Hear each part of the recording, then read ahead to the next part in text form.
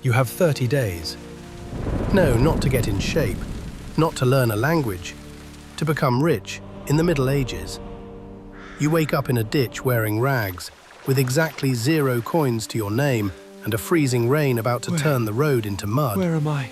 If you fail, you starve.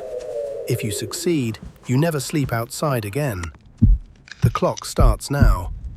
One wrong move and you're dead. You push yourself up, mud in your sleeves, a rock digging into your ribs.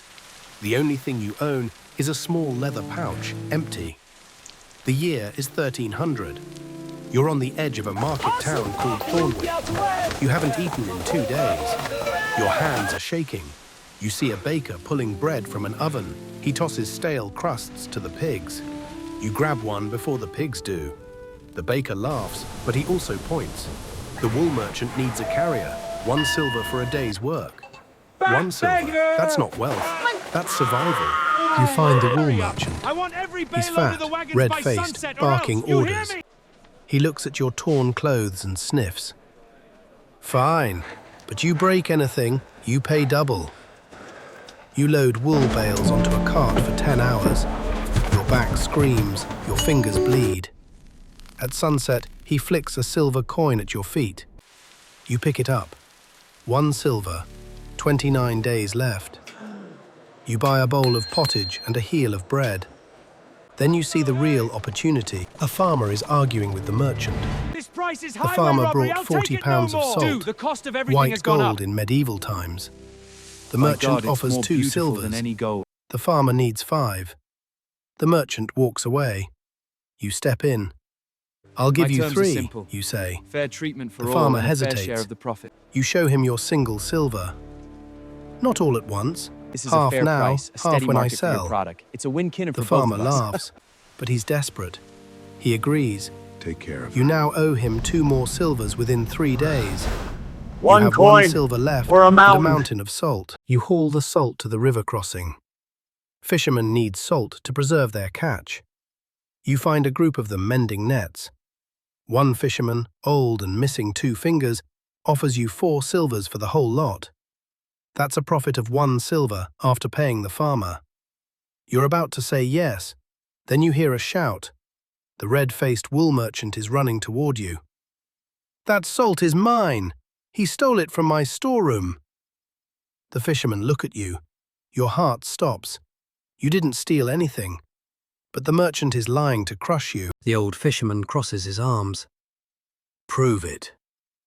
The merchant can't, but he whispers something to the fisherman's ear. The fisherman's face changes. We'll give you 2 silvers. Take it or leave it.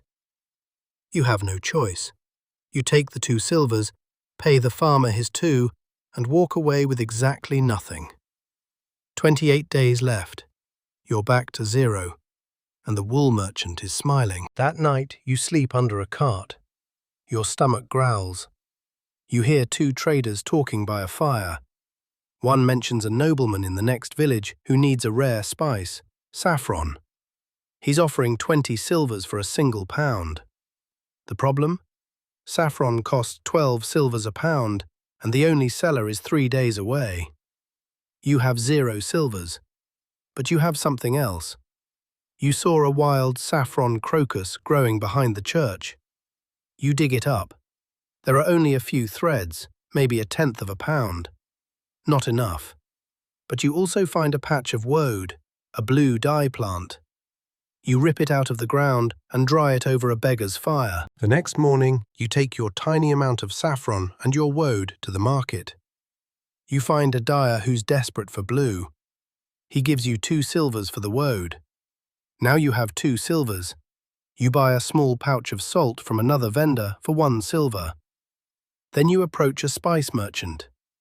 I have saffron threads, real, touch them. He touches. His eyes widen. You trade the saffron and the salt for 6 silvers worth of pepper. Then you run, because the wool merchant sees you again. He doesn't chase you himself. He sends his nephew, a wiry young man with a knife. The nephew follows you through the crowd. You duck into a tannery. The smell is unbearable, rotting hides and urine. You hide in a vat of used tanning liquid. The nephew walks past, gagging. You stay there until your skin burns. When you crawl out, you have 6 silvers in pepper and 27 days left. You find a cart heading toward the nobleman's village. The driver lets you ride for 1 silver. You arrive in a muddy square. The nobleman's steward is buying spices. He smells your pepper. Acceptable, 10 silvers. That's a profit. You're about to take it when a woman in a green cloak steps forward. She's a merchant from a rival town. Her name is Elara. She offers the steward 12 silvers for better pepper. Yours is now second best. The steward shrugs. Then I'll take hers. You should walk away. But you notice something. Elara's pepper is dusty, old. You take a risk. My pepper is fresh from the coast. If you grind it, you'll get twice the flavor.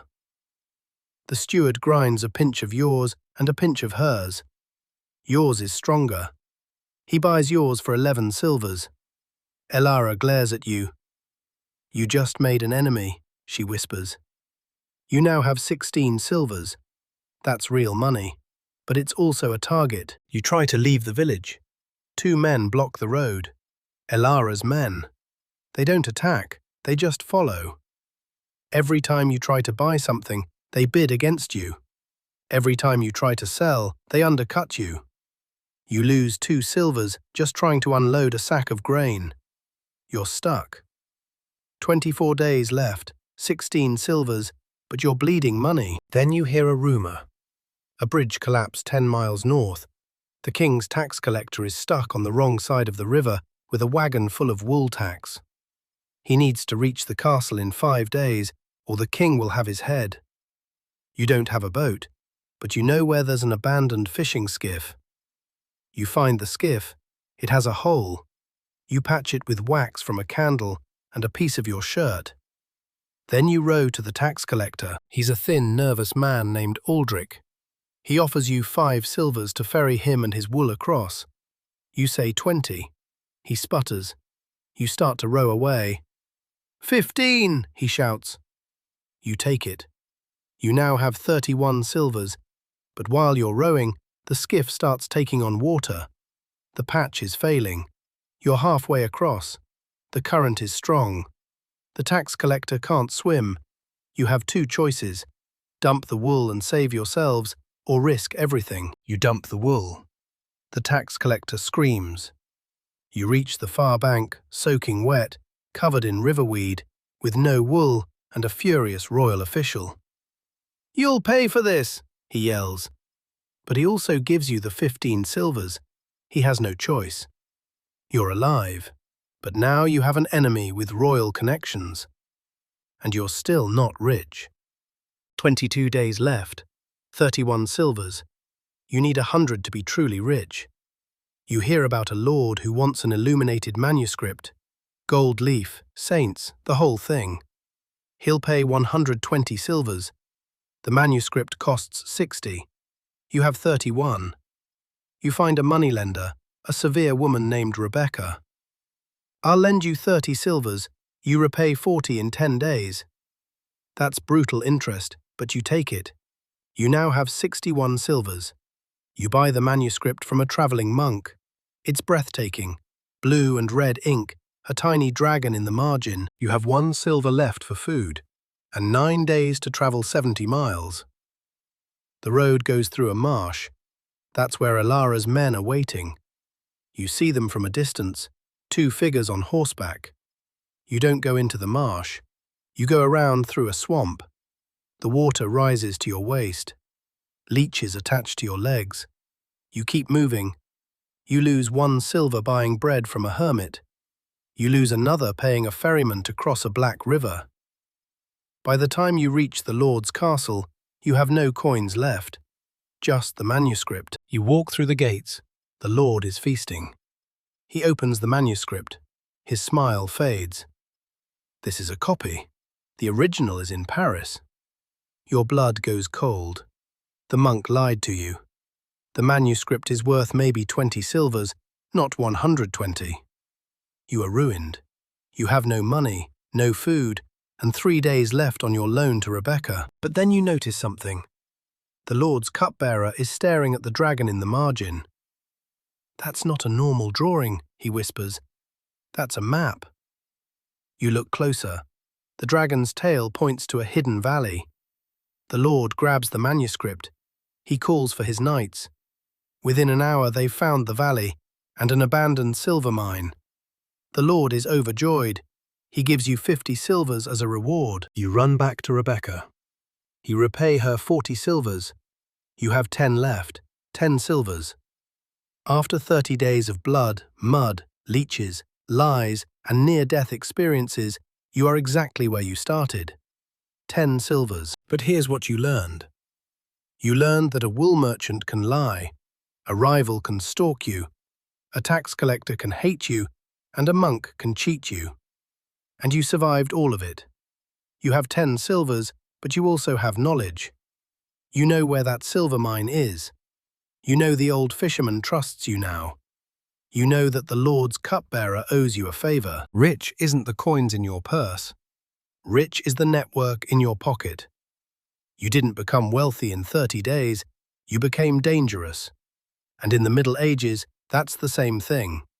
So the real question isn't whether you made it. The real question is, what will you do with your next 30 days? Because now, you're not the prey anymore. You're the one they should be afraid of.